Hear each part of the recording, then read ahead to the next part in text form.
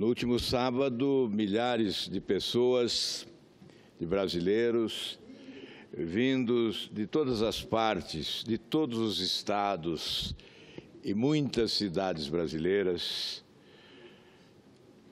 chegaram a Brasília na esperança de construir um novo partido político que possa verbalizar as aspirações do povo desse país. Está nascendo o Podemos, um partido que recebe o registro do PTN, o PTN cede o seu registro para o nascimento do Podemos, que tem a pretensão de fazer a leitura correta do que se passa nesse país. Eu confesso, senhor presidente, senhores senadores, que certamente, como muitos, vivo também a angústia de buscar contribuir da melhor forma possível para mudar esse país para melhor. E nos defrontamos com um quadro de desesperança, já que as instituições públicas, especialmente os partidos políticos e os políticos de forma geral, decepcionaram o povo desse país. Especialmente na esteira da Operação Lava Jato, temos partidos destruídos, considerados até por alguns procuradores organizações criminosas ou lavanderia de dinheiro sujo. É uma realidade que não pode ser ignorada. Aos que discordam, e democraticamente há que se respeitar a discordância, mas não há como não relevar a hipótese de que a sociedade brasileira desacredita de forma absoluta dos partidos políticos como instituições capazes de repercutir as aspirações nacionais. A frustração é enorme. Multidões foram às ruas do Brasil a partir de 2013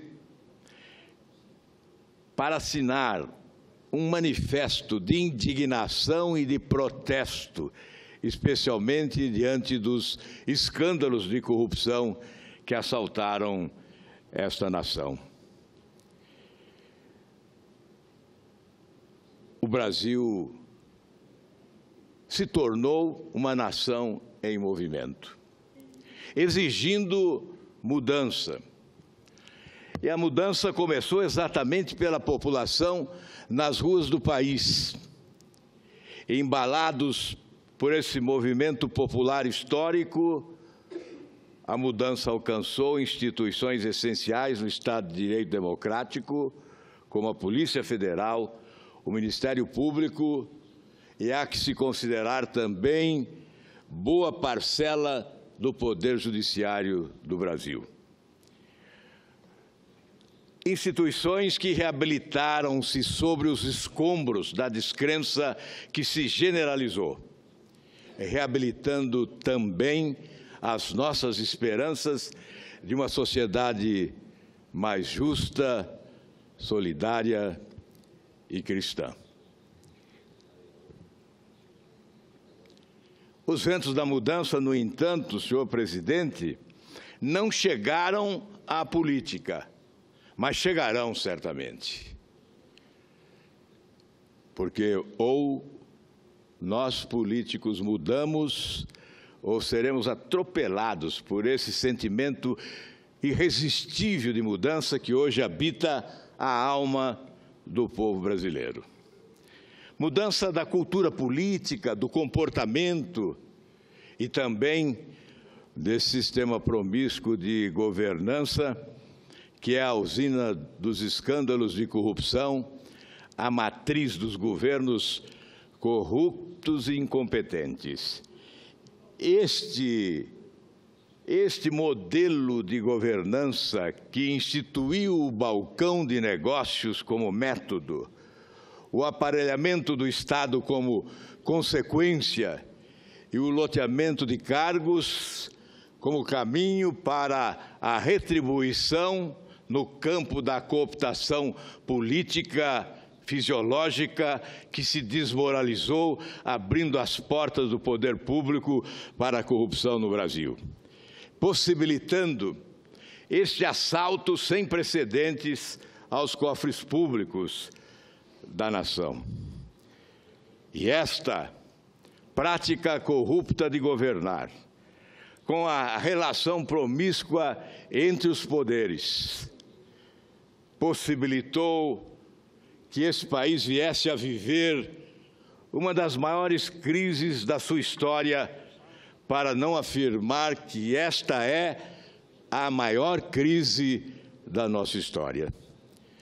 Porque o legado desse balcão de negócios é uma dívida pública gigantesca, que chega já a 70% do produto interno bruto, que foi alimentada pela farsa de uma política econômica que pretendia passar a ideia de um país em desenvolvimento, lançando mão de bilhões do Tesouro Nacional, de bilhões de reais dos trabalhadores brasileiros, do FAT, do FGTS, do PIS/PASEP, para engordar os cofres do BNDES, que financiava os campeões nacionais assim denominados, campeões nacionais da propina, se descobriu depois, e também nações ideologicamente próximas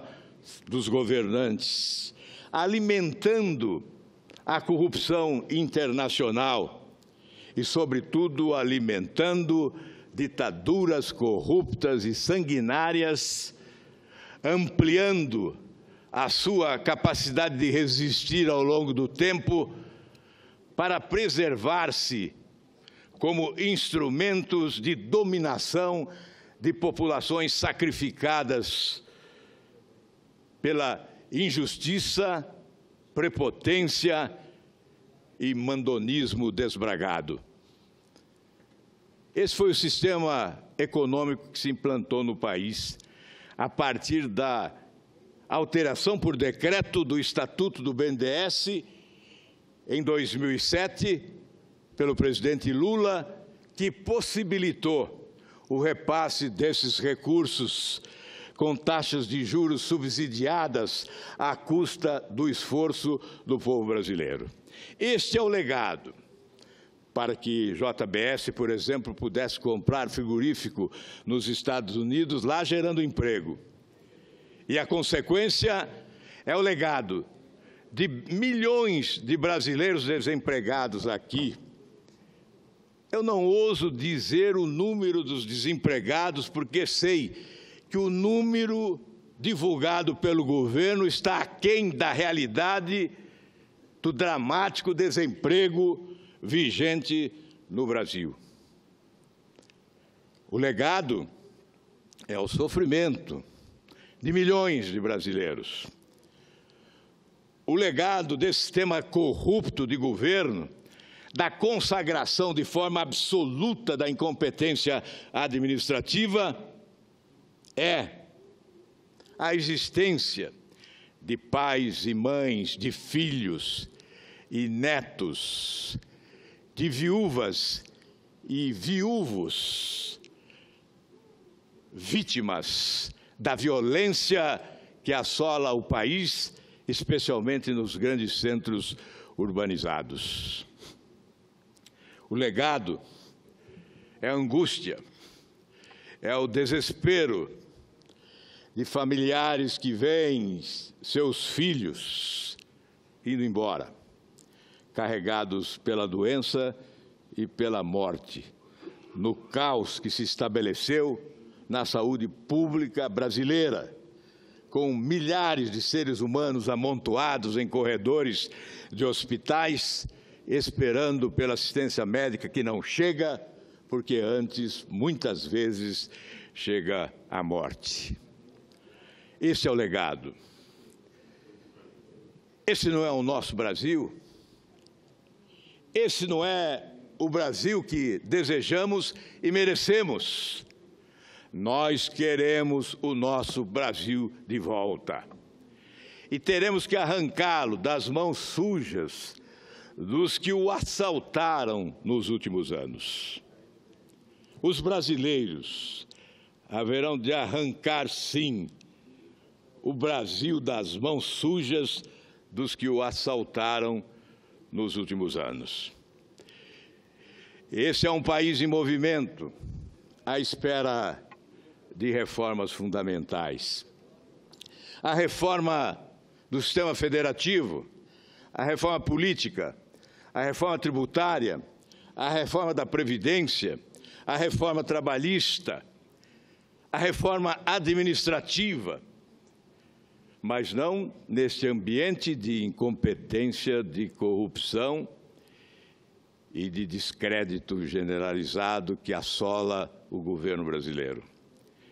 Neste cenário, certamente, boas ideias poderão ser desperdiçadas, porque uma reforma de profundidade nesse regime presidencialista de força, tem que ser conduzida, comandada, liderada, articulada pelo presidente da República. E hoje temos um presidente da República que, pelas denúncias assacadas contra ele, se tornou uma espécie de cadáver político insepulto. Como conduzir um processo de reformas desta importância, desta magnitude, nesse cenário de descrédito? São reformas fundamentais para o Brasil. Esse país haverá de exigi-las, se não agora, depois das eleições.